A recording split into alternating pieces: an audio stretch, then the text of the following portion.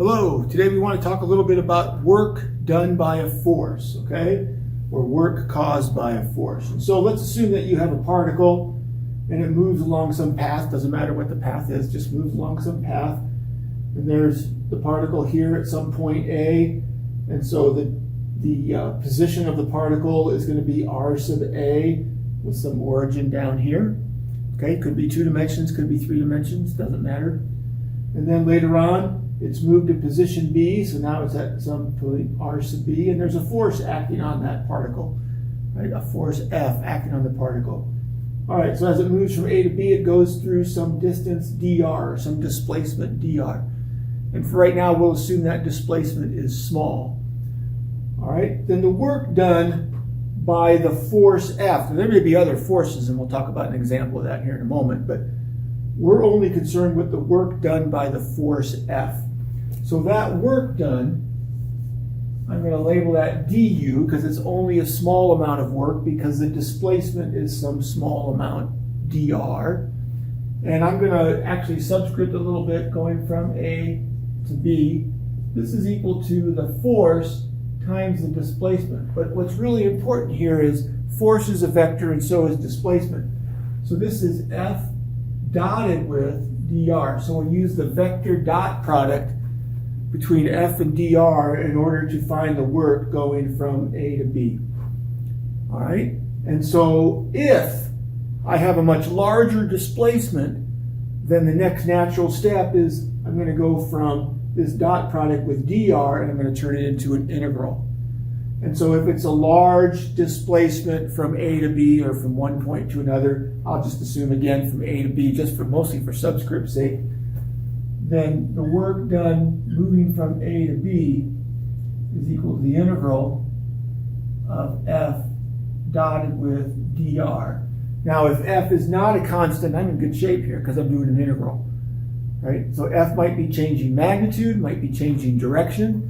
Doesn't really matter because I'm doing an integration. And I'm going to integrate along some vector displacement r, and my limits of integration will be from r sub A to r sub B, if it's in fact the work done going from position A to position B. Okay, and sometimes we don't use the subscripts, we just talk about the work being done, but in general, we have to be specifying this is the work done across some displacement. Okay, so let's take a look at a fairly simple example.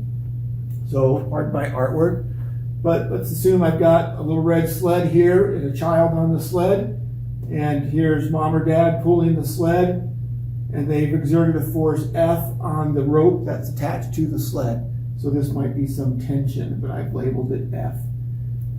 And it's going to be at some angle. I haven't actually said what that angle is, but we'll go ahead and label that angle theta, right? Okay, so how much work is being done? Well, let's look at some other forces before we get too far. So there's a gravitational force mg that's down. There's a normal force Fn that's up. Notice Fn is not equal to mg. Right? The normal force up is not equal to the gravitational force down. Why? Because this person that's pulling the sled is also pulling up. So if I did the sum of the forces in the y direction, that will be 0 because the sled's not moving up or down, not going to move up or down. Then there's an upward component here for the tension, and then the upward component of the normal force, or the normal force because it's all up. That's going to balance mg down. Excuse me. And then you're going to have a component of the force to the right, and then a frictional force. If I'm moving to the right, the frictional force will be to the left because I'm sliding. The sled slides across the snow or whatever the surface is. Okay? Are these components the same? Doesn't matter. It doesn't matter. They might be, they might not be, but for this example, it's irrelevant. What I want to know is how much work is done by the force F as I go through a displacement delta x, right? So there is no displacement in y, there's only the delta x. And so when I examine my dot product, I don't need to worry about the integral because it's constant, right? So the work done, u, will equal F dotted with delta x, and of course delta x is strictly to the right, so that's going to be the I hat direction. And so all I'm really worried about then is the component of F in the I hat direction, right? Because remember, with dot products, x component times x component, so the x component of the force F, so I might label that F sub x times delta x plus F sub y times 0, because there is no y displacement, right? The y component of the displacement is 0. So I don't need to worry about that y component. It's not doing any work. Does it exist? Absolutely, but it does no work. And so this is just going to be F sub x times delta x. The x component, though, is equal to F, the magnitude F, times the cosine of theta times delta x. But if you remember your dot product, it's A dot B is AB cosine theta. So here's the cosine of theta. That's the angle between force and displacement. So the cosine of the angle in between the force and displacement.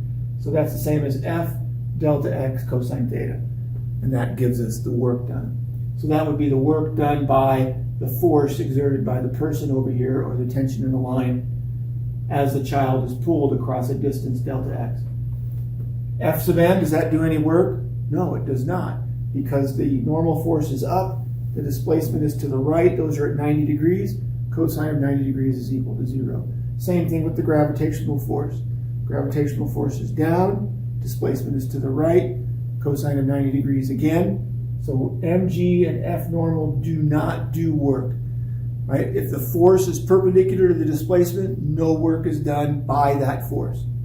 Frictional force to the left, right? So the frictional force is left, the displacement is right, and so there is going to be work done by the frictional force, but it's going to be negative. It's going to be negative, okay? So there's work done by the force F, that tension there, that's done here. There's work done by the frictional force. The net work done, right, the summation of all of the possible works, will be the work done by the tension plus, which is going to be a minus sign, right, because it's negative, but plus the work done by the frictional force. These two forces do no work. So be careful of what the question asks you. There's net work, and then there's the work done by the tension, and there's the work done by the frictional force. And those three things might be different. They might be the same, but in general, they're not. Okay, so be careful of that. So there's work done by a specific force, and there's net work done. We'll talk more about that in the next video.